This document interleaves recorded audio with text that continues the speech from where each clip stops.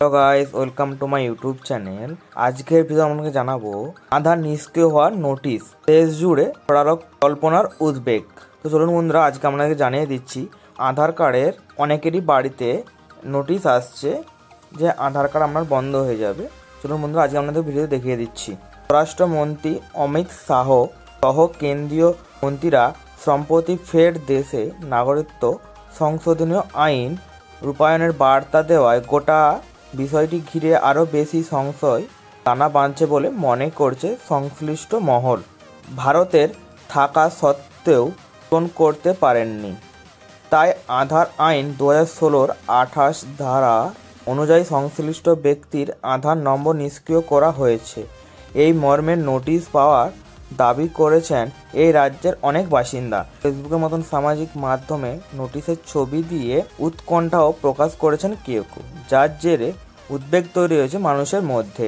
রাষ্ট্রীয় মন্ত্রী অমিত শাহ সহ কেন্দ্রীয় মন্ত্রীরা সম্প্রতি ফের দেশে নাগরিকত্ব সংশোধনী আইন রূপায়ণের বার্তা দেওয়ায় গোটা বিষয়টি ঘিরে আরও বেশি সংশয় টানা বাঁধছে বলে মনে করেছেন সংশ্লিষ্ট মহল। সাড়া দিচ্ছে এমন নোটিশের প্রকৃত উদ্দেশ্য নিয়ে প্রশ্ন ও জল্পনা। তার ওপর দীর্ঘদিন আগে, অন্তত 10 বছর আগে আধার কার্ড যারা করেছেন তাদের আধার কর্তৃপক্ষ বায়োমেট্রিক সহ অন্যান্য তথ্য যাচাই বা আপডেট করতে বলেছেন, যাতে সাম্প্রতিক তথ্য রাখা থাকে সেখানে। সেক্ষেত্রে প্রয়োজনে তথ্য সংশোধন করে নিতে বলা হয়েছে। ফলে ইউআইডিআই বার্তা অনুযায়ী আধার যাচাই না করলে আধার নম্বর সক্রিয় করা হচ্ছে কিনা তা নিয়েও ছড়াচ্ছে সংশয়। সব মিলিয়ে আধার ঘিরে বাড়ছে উদ্বেগ আর ধোঁয়াশা।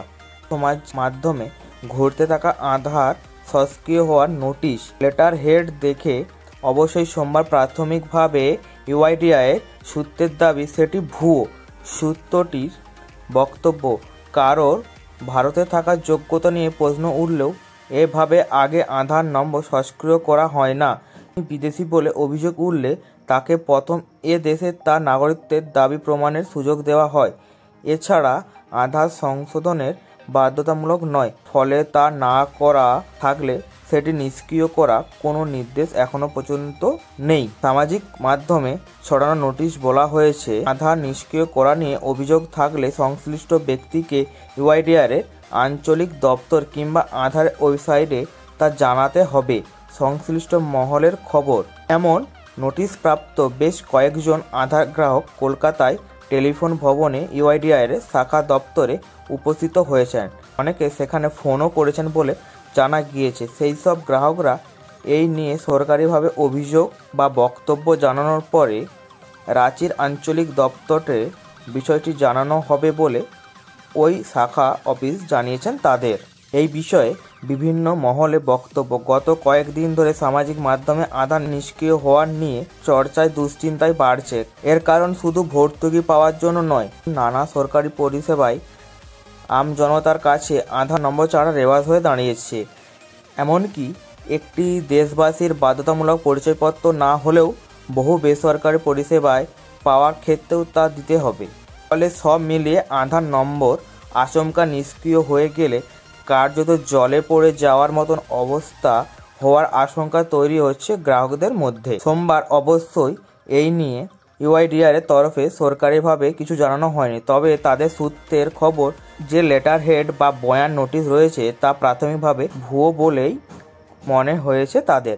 এর কারণ আধার নাগরিকত্ব প্রমাণের পরিচয়পত্র নয়। নিয়ম অনুযায়ী কেন্দ্রীয় স্বরাষ্ট্র মন্ত্রকের আওতাভুক্ত ফরেন রেজিস্ট্রেশন অফিস কারো ভারতীয় নাগরিকত্বের প্রমাণ না থাকার কথা জানালে সংশ্লিষ্ট ব্যক্তিকে আধারের আঞ্চলিক দপ্তরে ডেকে নাগরিকত্বের প্রমাণ সংক্রান্ত নথি জমা দিতে বলা হয়। তা দিতে না পারলে তখন আধার নম্বর নিষ্ক্রিয় করার প্রশ্ন ওঠে। সূত্রটি দাবি, অনেক সময় এ দেশে থাকলেও নির্দিষ্ট নিয়ম মেনে কেউ কেউ প্রয়োজনীয় নথি জমা দেন না। সেক্ষেত্রে এভাবে বিভ্রান্তি তৈরি হতে পারে। অন্যদিকে আধার যাচাই নিয়ে সংশয় থাকলেও ইউআইডিআই সূত্রের খবর, এই কাজ বাধ্যতামূলক নয়। অনেকেরই বয়সের বৃদ্ধির সঙ্গে সঙ্গে আঙুলের ছাপ মিলন বা অস্পষ্ট হয়ে যায়, আবার অনেক সময় ঠিকানা বদলে যায়। সেই সব ক্ষেত্রে এখানকার সময়ের পরিপ্রেক্ষিতে সংশোধন করে বার্তা দেওয়া হয়েছে। যে কোনো আধার নথিভুক্তকরণ কেন্দ্রে গিয়ে ইউআইডিআই এর নির্ধারিত ফি বা মাসুল দিয়ে এইসব পরিবর্তন নথিভুক্ত করা যাবে। পাশাপাশি কেউ শারীরিকভাবে চলাফেরায় অক্ষম বা অসুস্থ হলে তা উপযুক্ত প্রমাণ দিয়ে বাড়িতেও সেই পরিষেবা পেতে পারেন ইউআইডিআই নির্ধারিত নির্দিষ্ট মাসুল দিয়ে। এছাড়া চাইলেও আইনেও ঠিকানা সংশোধন করা যাবে। সেক্ষেত্রে আগামী 14ই মার্চ পর্যন্ত ঠিকানা সংশোধন করা সম্ভব হবে নিখরচাতেই। তো বন্ধুরা, এই ছিল আজকের আমার ভিডিও। আমার ভিডিও যদি ভালো লাগে থাকে চ্যানেলটিকে অবশ্যই সাবস্ক্রাইব করে দেবেন।